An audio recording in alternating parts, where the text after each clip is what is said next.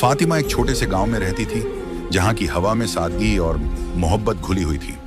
उसके अब्बा एक गरीब ठेले वाले थे, जो अपने छोटे से कारोबार से घर का खर्च चलाते थे। उनके पास दौलत नहीं थी, मगर अपनी बेटी के लिए उनके दिल में बेहिसाब प्यार था। वो हमेशा फातिमा की हर ख्वाहिश पूरी करने की पूरी कोशिश करते, चाहे हालात कितने ही मुश्किल क्यों ना हो। फातिमा खुशमिजाज, मेहनती और नेक दिल लड़की थी, जो हमेशा अपने वालिदैन का ख्याल रखती और उनकी दुआओं में रहती। उनके छोटे से घर के आंगन में एक बड़ा सा दरख्त था, जो फातिमा के लिए किसी साएदार दोस्त की तरह था। वह अक्सर उस पेड़ के नीचे बैठकर पढ़ाई करती और उसके पास बैठने से उसे एक अजीब सा सुकून मिलता था। यह दरख्त बरसों से वहां खड़ा था, लेकिन कोई नहीं जानता था कि इसके नीचे एक रहस्यमयी दुनिया भी बसती थी। इसके नीचे एक गहरा बिल था, जिसमें एक नाग रहता था, मगर वो कोई आम नाग नहीं था। एक दिन फातिमा स्कूल से लौट रही थी। रास्ते में उसका पैर एक पत्थर से टकरा गया और वह गिर गई। उसकी किताबें जमीन पर बिखर गईं और उसके घुटनों से खून बहने लगा। उसकी आंखों में आंसू आ गए। तभी अचानक एक अजनबी नौजवान उसके सामने खड़ा हो गया। क्या मैं तुम्हारी मदद कर सकता हूँ? उसने नरम आवाज में कहा। फातिमा ने चौंक कर ऊपर देखा। वो नौजवान बेहद खूबसूरत था। हरी आंखें, गोरा रंग और गजब की शख्सियत। उसकी उम्र करीब 19-20 साल होगी। नहीं शुक्रिया, मैं खुद उठा लूंगी। फातिमा ने झटपट अपनी किताबें समेटी और तेज कदमों से घर की ओर चल दी, मगर उसका दिल जोरों से धड़क रहा था। उस दिन के बाद जब भी फातिमा स्कूल जाती, उसे महसूस होता जैसे कोई उसका पीछा कर रहा हो, मगर जब वह पीछे मुड़कर देखती, वहां कोई नहीं होता। कई बार तो उसे ऐसा भी लगता जैसे कोई उसके करीब बैठा हो और उसे गहरी निगाहों से देख रहा हो। रात में जब वह सोने जाती, तो उसे लगता जैसे कोई उसके पास बैठा है और उसे टकटकी लगाए देख रहा है। वह घबरा कर उठ जाती, कमरे की बत्ती जलाती, लेकिन वहां कोई नहीं होता। फातिमा परेशान रहने लगी। क्या उसके साथ कुछ अजीब हो रहा था, या ये सब उसका वहम था? एक दिन जब वह आंगन में अपने मनपसंद पेड़ के नीचे बैठी थी, उसे फिर वही एहसास हुआ जैसे कोई उसके पास बैठा हो, मगर वहां कोई नहीं था। वह जल्दी से उठी और अंदर चली गई, मगर इस अजीब एहसास से पीछा छुड़ाना उसके लिए मुश्किल हो रहा था। इसी बीच फातिमा के अब्बा करमदीन की तबीयत बिगड़ने लगी। वह हमेशा थके थके रहते और अचानक ठंडे पसीने आने लगते। एक दिन जब वह अपने ठेले पर आम तौल रहे थे, वह अचानक बेहोश होकर गिर पड़े। बाजार के लोग उन्हें तुरंत गांव के हकीम के पास ले गए। जब गांव की एक औरत ने फातिमा की अम्मी को यह खबर दी, तो वह घबरा गई और दौड़ती हुई हकीम साहब के पास पहुंची। हकीम साहब ने करमदीन की हालत देखकर कहा, इन्हें शहर की महंगी दवाइयां चाहिए और सख्त आराम की जरूरत है। अगर सही देखभाल नहीं हुई तो इनकी जान को खतरा हो सकता है। ये सुनते ही फातिमा की अम्मी की आंखों में आंसू आ गए। घर का खर्च चलाने वाला शख्स बीमार था, अब कमाई कौन करेगा? अब घर चलाने की जिम्मेदारी फातिमा की अम्मी समीना पर आ गई। उन्होंने सिलाई शुरू कर दी और फातिमा उन कपड़ों को घर घर पहुंचाने लगी, मगर हालात इतने तंग थे कि कई बार उन्हें भूखा भी सोना पड़ता। एक रात समीना बीबी जी, यानी गांव के चौधरी की पत्नी, के लिए कपड़े सिलने में जुटी थी। वह बहुत अमीर और घमंडी औरत थी। उसने फातिमा की अम्मी से कहा था कि उसे सुबह तक कपड़े चाहिए। रात भर मेहनत के बाद समीना ने कपड़े पूरे कर लिए और सुबह होते ही फातिमा से कहा, जल्दी से ये कपड़े चौधराइन को दे आओ। फातिमा कपड़े लेकर चौधरी साहब की हवेली की ओर चल पड़ी, मगर रास्ते में फिर वही एहसास हुआ जैसे कोई उसका पीछा कर रहा हो। वह बार बार मुड़कर देखती, मगर वहां कोई नहीं होता। हवेली के दरवाजे पर पहुंचकर उसने दस्तक दी, मगर कोई जवाब नहीं आया। वह धूप में खड़ी इंतजार करती रही। करीब 1 घंटे बाद दरवाजा खुला। एक नौकरानी ने उसे अंदर बुलाया।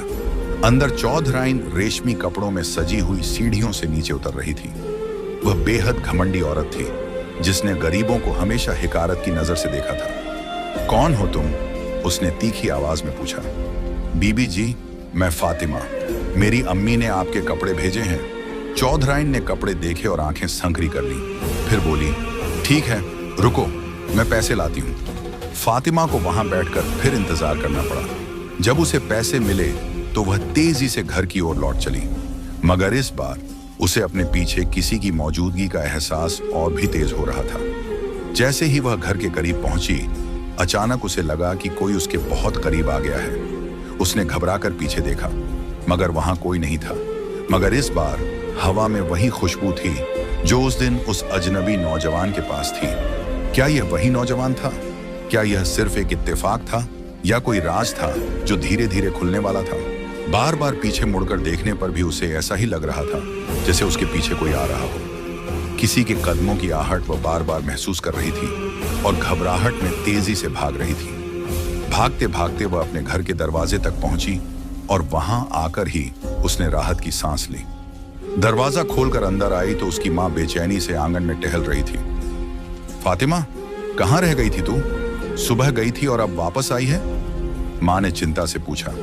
फातिमा बोली, अम्मा, चौधराइन साहिबा ने बहुत देर कर दी पैसे देने में। 1 घंटे तक मुझे दरवाजे पर खड़ा रखा। इसके बाद फातिमा ने रुपए अपनी मां के हाथ में रखे और अपने कमरे में चली गई। इन दिनों वह बहुत परेशान रहने लगी थी। एक तरफ अपने बीमार पिता की चिंता और दूसरी तरफ उस अनजान व्यक्ति के बारे में सोच जो हर रात उसके सपनों में आता था। वह उस युवक को भुला नहीं पा रही थी। कुछ समय पहले तक फातिमा स्कूल जाती थी, लेकिन हालात ने उसे मजबूर कर दिया। अब उसने अपनी मां के साथ सिलाई सीखना शुरू कर दिया था।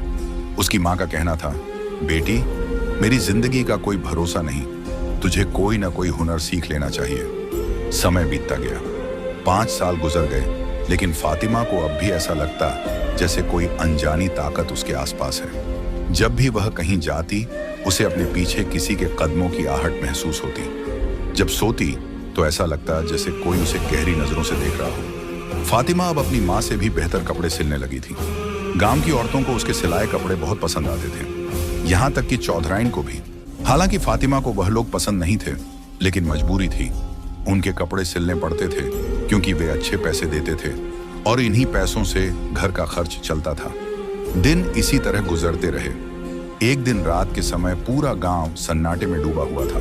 तेज बारिश हो रही थी, बिजली कड़क रही थी और ऐसा लग रहा था जैसे सब कुछ उड़ा कर ले जाएगी। फातिमा का दिल बेचैन हो रहा था। उसे अजीब सी घबराहट महसूस हो रही थी। वह उठी और अपने माँ बाप के कमरे में गई। माँ सो रही थी, लेकिन पिता किसी गहरी सोच में डूबे हुए थे। अब्बा, मुझे कुछ डर लग रहा है। बेटी, डरने की जरूरत नहीं, मेरे पास बैठो। कुछ ही देर गुजरी थी कि अचानक उसकी माँ की दर्द भरी चीख गूंजी। फातिमा भागकर माँ के पास गई। अम्मा, क्या हुआ आपको? लेकिन उसकी माँ ने कोई जवाब नहीं दिया। फातिमा ने जब माँ को हिलाया तो उन्होंने दर्द से चीखना शुरू कर दिया। उनकी टांग बहुत ज्यादा सूज गई थी। ये देख फातिमा बहुत घबरा गई। इस तेज बारिश में किसी को बुलाना आसान नहीं था और अब्बा खुद भी उठ नहीं सकते थे। अब्बा, आप अम्मा का ख्याल रखें, मैं अभी 5 मिनट में हकीम साहब को बुलाकर लाती हूँ। ये कहकर वह दरवाजे तक दौड़ी, छतरी उठाई और अल्लाह का नाम लेकर घर से बाहर निकल गई। बारिश इतनी तेज थी कि हर कदम पर रुकावटें आ रही थी। बिजली की कड़क से उसका दिल जोर जोर से धड़क रहा था।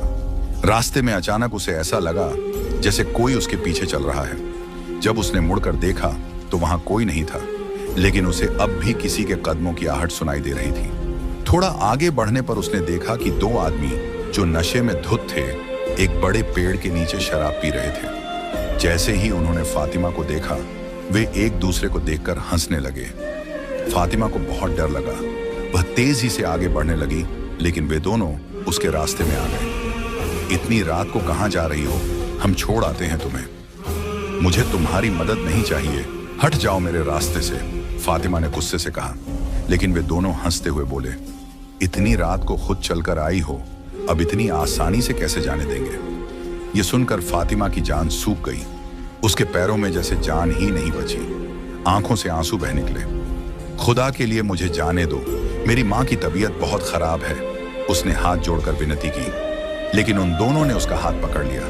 फातिमा जोर जोर से चिल्लाने लगी, मदद के लिए पुकारने लगी। अनजान रहस्यमयी युवक की वापसी। तभी अचानक पीछे से किसी ने उन दोनों लड़कों के सिर पर डंडा मारा। वे दोनों जमीन पर गिरकर तड़पने लगे। फातिमा रोती हुई जमीन पर गिरी थी। जब उसने ऊपर देखा तो उसकी आंखों में हैरानी थी। वह वही युवक था जो सालों पहले उससे टकराया था। वही हरी आंखें, वही गोरा रंग, लेकिन अब पहले से भी ज्यादा खूबसूरत और रौबदार लग रहा था। उसने उन लड़कों पर डंडे से वार करना शुरू कर दिया। वे डर कर वहां से भाग गए। युवक ने आगे बढ़कर फातिमा को उठाया। आप ठीक हैं? हाँ, मैं ठीक हूं, फातिमा ने धीरे से कहा। उसने फातिमा को छतरी दी और कहा, मैं आपको छोड़ देता हूं, क्या पता वे फिर से आपका रास्ता रोक लें। फातिमा ने सहमति में सिर हिलाया।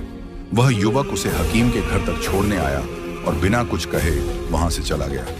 फातिमा ने हकीम साहब के दरवाजे पर जोर जोर से दस्तक दी। हकीम साहब घबराकर उठे। इतनी रात को? क्या हुआ फातिमा? मेरी माँ बहुत बीमार हैं, जल्दी चलिए। हकीम साहब ने जल्दी से छतरी उठाई और उसके साथ चल दिए। लेकिन जब वे घर पहुंचे तब बहुत देर हो चुकी थी। फातिमा की माँ अब इस दुनिया में नहीं थी। अगर वे लड़के उसे न रोकते तो शायद उसकी माँ जिंदा होती।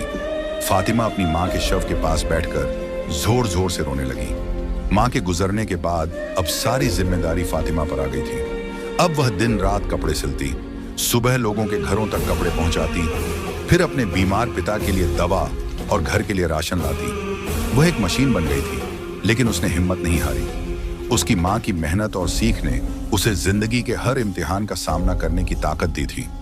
अब उसकी पूरी जिंदगी एक ही मकसद के लिए थी कि वह अपने वालिदैन के ख्वाबों को पूरा करें। रात का सन्नाटा था। मिट्टी के छोटे से घर में एक पुरानी लालटेन की हल्की रोशनी टिमटिमा रही थी। उस रोशनी में फातिमा अपनी सिलाई मशीन चला रही थी। उसकी माँ ने उसे यह हुनर सिखाया था और हर टांका उसे अपनी माँ की याद दिला रहा था। या अल्लाह, तेरा शुक्र है, तूने मुझे यह हुनर दिया। उसकी आंखें नम थीं, लेकिन उसके हाथ रुके नहीं। वह जानती थी कि उसकी माँ ने उसे सिर्फ सिलाई नहीं सिखाई थी, बल्कि जिंदगी की मुश्किलों से लड़ने का हौसला भी दिया था। सुबह होने पर वह हमेशा की तरह चौधराइन के लिए सिले हुए कपड़े लेकर हवेली की तरफ निकली। हवेली पहुंचते ही उसने चौधराइन को कपड़े दिए और पैसे लेकर वापस लौटने लगी। लेकिन आज रास्ते में उसे अजीब सा एहसास हुआ, जैसे कोई उसके पीछे पीछे चल रहा हो। उसने मुड़कर देखा, लेकिन कोई नहीं था। वह तेजी से घर की तरफ बढ़ी और दरवाजा बंद कर दिया। शायद ये मेरा वहम था, उसने खुद को तसल्ली दी। रात का दूसरा पहर था। बाहर हल्की चांदनी फैली हुई थी। फातिमा अपने आंगन में बैठकर आसमान को निहार रही थी। तभी उसे लगा कि कोई दरवाजे पर दस्तक दे रहा है। वह घबरा गई। इतनी रात को कौन आ सकता है? पहले उसने सोचा कि अपने पिता को उठा दे, लेकिन फिर हिम्मत जुटाकर खुद ही दरवाजा खोल दिया। दरवाजा खुलते ही उसकी आंखें हैरानी से फैल गईं। सामने वही हरी आंखों वाला अजनबी खड़ा था, जिसके कपड़ों पर खून के धब्बे थे और सिर पर गहरी चोटें थीं। तुम यहाँ क्या कर रहे हो? ये सब कैसे हुआ? अजनबी लड़खड़ाते हुए बोला, मुझ पर कुछ लुटेरों ने हमला कर दिया। किसी तरह जान बचाकर यहाँ तक पहुंचा हूं। क्या मुझे तुम्हारे घर में पनाह मिल सकती है? फातिमा के दिल में अचानक उसके लिए दया उमड़ आई। उसने बिना सोचे कहा, हाँ, क्यों नहीं, तुम जब तक चाहो यहाँ रह सकते हो। वह अंदर आया और फातिमा ने जल्दी से एक पुराना दुपट्टा निकालकर उसकी चोट पर पट्टी बांध दी। फिर उससे पूछा, तुम्हें कुछ खाने के लिए चाहिए? हाँ, बस थोड़ा दूध मिल सकता है। फातिमा को यह सुनकर हल्का अजीब लगा, लेकिन वह तुरंत अंदर गई और दूध गर्म करके ले आई। अजनबी ने बड़े आराम से दूध पिया, जैसे उसे इसी की तलाश थी। अब तुम यहीं आराम करो, सुबह अब्बा से भी मिल लेना। यह कहकर फातिमा अपने कमरे में चली गई। पर उसके दिल में एक अजीब सी खुशी थी। शायद मैं इस अजनबी को पसंद करने लगी हूं। सुबह जब फातिमा उठी तो मौसम बड़ा सुहावना था। वह बाहर आई और देखा कि चारपाई खाली थी। ये कहां चला गया? उसका दिल डूब गया। तभी उसके पिता की आवाज आई, क्या हुआ बेटी, तुम इतनी परेशान क्यों लग रही हो? फातिमा घबरा गई। कुछ नहीं अब्बा, बस मुर्गियों को दाना डाल रही थी। पर उसका मन बेचैन था। वह सोच रही थी, कल रात जो लड़का यहाँ था वह सुबह बिना बताए कहाँ चला गया। दिन भर वह उदास रही। उसने जल्दी जल्दी नाश्ता बनाया, अब्बा को दिया और फिर सिलाई मशीन के पास बैठ गई। लेकिन आज वह ठीक से काम पर ध्यान नहीं लगा पा रही थी। तभी उसे फिर से वही अजीब एहसास हुआ, कोई मुझे देख रहा है। उसने इधर उधर नजर दौड़ाई, लेकिन कोई नहीं था। अगली रात जब फातिमा अपने आंगन में बैठी थी, उसे पीछे से किसी के कदमों की आहट सुनाई दी। वह घबराकर खड़ी हो गई और देखा, सामने वही अजनबी खड़ा था। तुम फिर से यहां कैसे आए? मैंने तो दरवाजा बंद किया था। लड़का मुस्कुराया। दरवाजा खुला था, इसलिए अंदर आ गया। फातिमा को हल्का अजीब लगा, लेकिन फिर उसने अपने ख्याल को झटका। तुमने कल भी दूध मांगा था और आज भी। क्या तुम्हें सिर्फ दूध ही पसंद है? लड़के ने धीरे से सिर हिलाया। फातिमा अंदर गई, दूध गर्म किया और गिलास में डालकर लाकर उसे दे दिया। अब उसके मन में एक और सवाल आया, तुम्हारा नाम क्या है? लड़के ने हल्की हंसी के साथ कहा, सुबह बता दूंगा, अब सोने दो। फातिमा का दिल उस लड़के के लिए और गहरा डूबता जा रहा था। वह उसे पसंद करने लगी थी, लेकिन उसे खुद समझ नहीं आ रहा था कि यह सब क्या हो रहा है। सुबह सुबह अचानक पूरे गांव में अफरा तफरी मच गई। चीखने चिल्लाने की आवाजें आ रही थी। कोई औरत रो रही थी तो कोई आदमी चिल्ला रहा था। फातिमा हड़बड़ाकर उठी, या अल्लाह, यह क्या हुआ? वह जल्दी जल्दी बाहर निकली और देखा कि पूरे गांव में भीड़ इकट्ठा थी। आगे जो उसने सुना वह सुनकर उसके पैरों तले जमीन खिसक गई। फातिमा बाहर आई तो देखा कि उनके घर के बाहर पूरा गांव इकट्ठा है। उनके अब्बू भी उनके साथ थे। दोनों बाहर आए तो देखा कि एक बहुत बड़ा नाग जमीन पर रेंग रहा था। वह इतना बड़ा था कि फातिमा को देखकर ही डर लग रहा था। उसने जिंदगी में पहली बार इतना बड़ा सांप देखा था। गांव वालों के हाथों में डंडे थे और हर कोई कह रहा था कि इसे मारो, नहीं तो यह सारे गांव वालों की जान ले लेगा। इतना बड़ा सांप आखिर गांव में आया कैसे? फातिमा तो हैरान थी। लोगों ने कहा कि एक साथ हमला करो और इसे मार दो। गांव वाले जैसे ही सांप के पास पहुंचे तो सबने एक हैरत अंगेज मंजर देखा। वह सांप एक इंसानी शक्ल में बदल गया था। फातिमा तो देखते ही चौंक गई, क्योंकि वह कोई और नहीं बल्कि वही नौजवान था जिससे वह मोहब्बत कर बैठी थी। उसके वहम और गुमान में भी नहीं था कि यह नौजवान एक नाग भी हो सकता है। गांव वाले तो सन्न रह गए थे। उन्होंने पहली बार इस तरह का कोई नाग देखा था। वह नाग फातिमा के पास आया और कहने लगा, मैं जानता हूं कि मैंने तुम्हें धोखा दिया है। मैं तुम्हें शुरू से ही पसंद करता था। तुम्हारे घर के पेड़ के नीचे न जाने कितने सालों से था। मुझे तुम शुरू से ही पसंद थी। मैंने तुम्हारा पीछा करना शुरू कर दिया था। जब भी तुम कहीं जाती मैं तुम्हारे पीछे ही आता रहता। अक्सर रात को जब तुम सो जाती तो मैं तुम्हें बैठकर देखता रहता। मैं तुमसे मोहब्बत कर बैठा था, मगर जानता हूं कि हम दोनों कभी एक दूसरे के लिए बने ही नहीं हैं। तुम एक इंसान हो और मैं एक नाग। हम दोनों का कोई जोड़ नहीं। मेरी हिम्मत ही नहीं हुई कि तुम्हारे सामने कभी आ सकूं। लेकिन अब मुझे छिपना नहीं चाहिए था, क्योंकि मैं जानता हूं कि तुम और मैं एक दूसरे के लिए नहीं बन सकते। फातिमा अभी तक सदमे की हालत में थी। वह सोच भी नहीं सकती थी कि वह जिस नौजवान से मोहब्बत करती थी वह नौजवान एक नाग निकलेगा। उसे अब समझ आया था, जब उसे लगता था कि उसके पीछे कोई आ रहा है, वह कोई और नहीं, यही नाग था। उसका दिल तेजी से धड़कने लगा था। इतना बड़ा धोखा। वह नाग तो चला गया था, लेकिन फातिमा के लिए बहुत बड़ा दुख छोड़कर गया था। जाते हुए उसने यही कहा था कि मैं तुम लोगों के लिए एक ऐसी चीज छोड़कर जा रहा हूं जो तुम लोगों की जिंदगी बदल देगी और तुम लोगों के लिए आसानी पैदा करेगी और तुम एक खुशहाल जिंदगी गुजारोगी। अब मैं कभी भी इस गांव में नहीं आऊंगा। यह कहकर वह नौजवान फिर से सांप की शक्ल में बदल जाता है और गायब हो जाता है। फातिमा, जो अभी तक इस हकीकत को समझ नहीं पा रही थी, इस शौक की हालत में बेहोश हो जाती है। जब फातिमा को होश आता है तो उसके अब्बू उसे बताते हैं कि उनके पेड़ के नीचे एक बहुत कीमती हीरा मिला है, जो वह नौजवान सांप छोड़कर गया था। फातिमा और उसके अब्बू वह हीरा बेचकर शहर चले जाते हैं, जहां वे एक बड़ा घर खरीदते हैं और फातिमा के अब्बू का इलाज भी कराते हैं। फातिमा का अब्बू ठीक हो चुका था। सब ठीक था, मगर उसका दिल टूट चुका था। फातिमा का दिल अभी तक सांप की मोहब्बत में ही बसा था। वह अपनी जिंदगी में आगे बढ़ने की कोशिश करती थी, लेकिन वह नौजवान उसके दिल से नहीं निकलता था।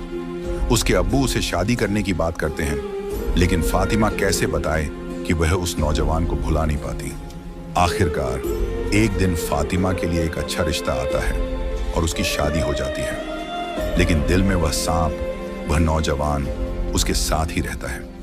फातिमा एक नई जिंदगी की शुरुआत करती है, मगर दिल की गहराइयों में उसका पुराना प्यार हमेशा के लिए बाकी रहता है। प्यारे दोस्तों, अगर आपको हमारा यह वाकया अच्छा लगा तो हमारे चैनल इस्लामिक वॉइस को सब्सक्राइब करें और हमारी फैमिली का हिस्सा जरूर बने। शुक्रिया।